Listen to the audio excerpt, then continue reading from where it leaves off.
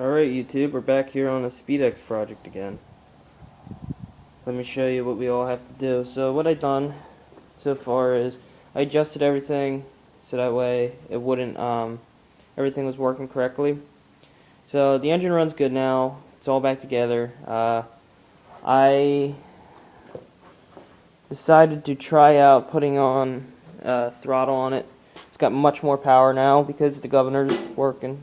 Cable's a little stiff, but there's my throttle. This is actually the old choke mechanism. Thing is, since it's crank start, it really no sense on having the choke on here. So here's the hood,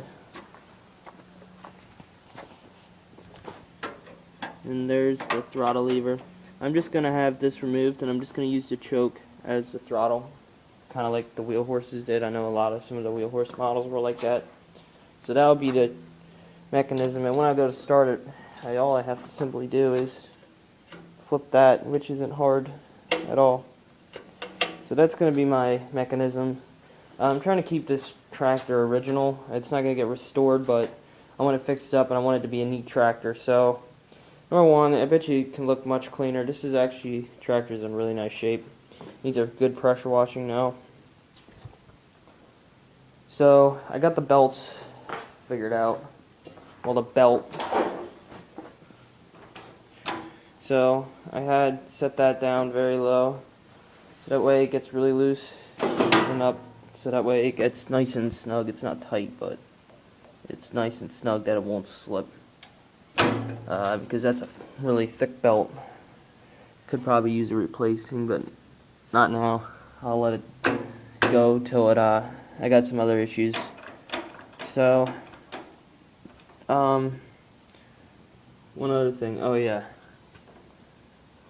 I want to replace the spring. It does still seep oil from underneath this cover here, so I'll try to seal that up again, see if I can get it. If not, what I'm going to do is I'm just going to make a rubber gasket that will fit underneath there, around there, to keep that from leaking. Because a rubber gasket, by then, that should stop. But, bolt's loose. I noticed some of the bolts were kind of loose. But here's what I'm going to do. If you take a look, here's a spring. This actually pushes, you see that? This actually pushes back on the engine. I don't know, it seems to me like the spring is all like worn out, like it was pushed down too much. And that it kind of just lost some of its tension. So I'm going to just buy a new spring. I can probably get this spring at a hardware store up the street, but I'll get it a little bit longer than this one is here. The thing is, to replace this spring the way it looks, I will have to remove the motor and these mounts here, these slides here. Luckily, removing the motor is not hard. I just got to disconnect these 4 bolts, and since the throttle's hooked up to here, all I have to do is just remove these bolts and lift it up, and of course get the belt off. But once you get the motor loose, you can just pick it right up. Thing is, it's also extremely heavy, so I'm not looking forward to it, but yeah, well, I lifted it off before. I could lift it off now. I mean, it's so, and I grinded that down because I was hitting there, so I cut that off there. Cut that short, and it's never going to need to get adjusted that far that I'm going to have to worry about that it being too short. So I got that taken care of. Here's my biggest issue at the moment. See that rear pulley there? It's got a lot of play on it. It's not really supposed to have any at all, and that bearing's bad. It's been making a lot of noise. And I don't know if you can see it. If there's enough light. Probably not, but it's rubbing on the inside here, so I'm going to pull that off, see what's going on. Luckily everything's standard and stuff, so I should just be able to measure the bearings, the inner diameter and the outer diameter, and get another bearing. But thing is, I'm going to have a hard time finding any parts for this tractor, so anything I got to do, I got to make. The reason why I didn't put the hood on yet is because I need another mount, which I removed. I know it's a mess in here. Probably going to clean that up sometime this week. So I removed this mount. What I'm going to do, I'm going to bring this in the tech with me, and I'm just going to take a piece of flat stock, about that long, about that wide maybe. It actually doesn't need to be exact, but it needs to be very close, and just certain things I gotta have the same. So, but it will work for a mount. So what I'm gonna do is I'm just gonna cut out a piece of flat stock there, and just bend it there. Nothing difficult there. Just like heat that end up with a torch, and I'll be able to bend it. Then what I'm gonna do, there is a rubber mount in here, so I'll see if I can find another one. What I'm gonna do is I'm gonna just take a piece of pipe, cut out the end of the pipe there, whatever size pipe it is there, and I bet you I can find these rubber mounts up at the hardware store too. I live right up the street from a hardware store, so that's kind of nice, especially if you're a handyman and you need like nuts and bolts all the time. That hardware store is loaded, so. And I just cut that out, and then just put the rubber mount in there, and just made another hood mount, and I can mount that hood on there. My uncle, who's actually the owner of this tractor, said he didn't want it back for like how many years. We tried taking it back to him, and he didn't want it. He didn't want this thing back. If he took it back, it probably isn't running. Now that it's running, I think he's gonna kind of want it back, but he's gonna still have to pay me for all the repairs and the parts that I had to put into this thing. So, in that case, I don't know if he still will. But I mean, right now, of course, who wouldn't want a running tractor?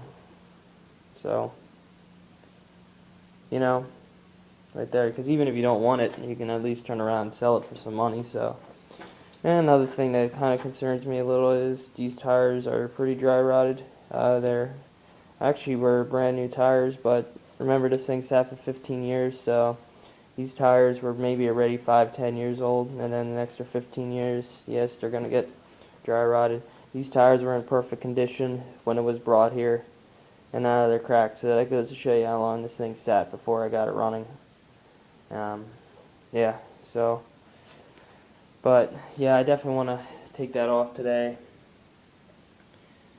Take that cover off there, and then go take a look at those bearings and stuff inside there, and I'll measure them, and I'll probably order them tomorrow, maybe, or they may have them at the hardware store too. They have a bearing assortment there too, so you can take a look in there. But other than that, tune into the next part. That's what's up with this thing, and hopefully I can get the hood mount made and then mount the hood. Probably going to need a lot of work just to get that hood to refit on, but and that should be it. This wire, by the way, is for the kill switch. It's just hooked up to the magneto, and I just decided to run the wire before I put the cover and the motor back on, so that way I don't have to take the cover back off and run the wire when I want to go hook up the kill switch. So whatever I do, I just hook any wire, kill switch wire, up to this one.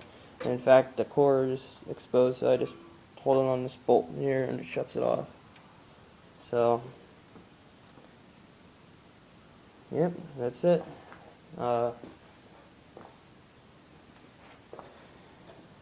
And I'm guessing gear lube goes down in here, gear oil. So, fill that up. There's a little drain plug here. I'm wondering if it should drain out whatever was in there before. So that's probably what I'll do. And I don't know how much to put in it. I guess, I don't know if you fill it up, but as you can see, it did leak. So I did add some oil to the engine. I bought a quart and I had like half the quart to it, so it was really low on oil. So I added that half a quart, and then I just dumped the rest into here for now, because I don't know if there's really much in there. But I did notice there's a leak around here. I'm hoping it's just leaking from that plug there, because I don't feel like, you know, it's not bad, but if there is no oil in here right now and I need to add some, I mean, I obviously add some, but if it's leaking from around here and it gets worse, well, then I have to pull this out, and I can tell you what, there's no way in hell that this is going to be fun to pull this all apart here, just because this is a differential here. So there's a lot of work into that, because I got to pull the whole rear of the tractor apart and stuff, and there's so much heavy stuff, so many bolts that have been on there for years, and a lot of work there. So hopefully I won't have to do that, but if worst comes to worst, well, then I guess I have to. Some jobs it's just you have to do.